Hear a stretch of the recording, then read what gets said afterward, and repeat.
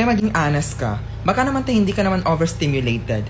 Baka te, you are just distracted. Te, tama na sa lahat ng mga excuse mo te. Napapagod na ako te, kaka-advise sa'yo na ganyan kasi te, pagod na ako. Unmotivated ako, I don't have the energy to do that thing. Te, wag mo akong dramahan te, pag ganyan te. Wag mo akong dramahan.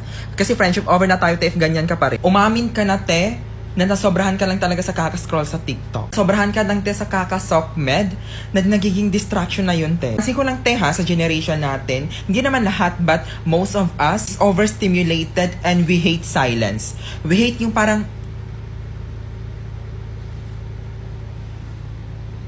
we hate nothing. Not knowing te that great ideas exist when we don't think of something. When we are focused of thinking that thing. So this is your sign te. Nagawin mo na yung assignment na yan. Meron kang gustong simulan te na business, gawin mo na yan.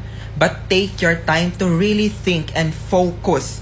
If kaya mo te, wag ko muna mag-sockmed, mag-social media detox ka te. That's what I did last week te. And so helpful. It cleared my mind for the better. Like news everywhere, drama everywhere. Itong influencer na to, ganito, pranking time, ganyan. Ang daming distraction. Wala te, na-overstimulate na yung utak mo te. Wala nang space. Pwede pang isipin yung mga better ideas te or yung assignment mo na yan te. Kaya hindi mo magawa-gawa kasi yan.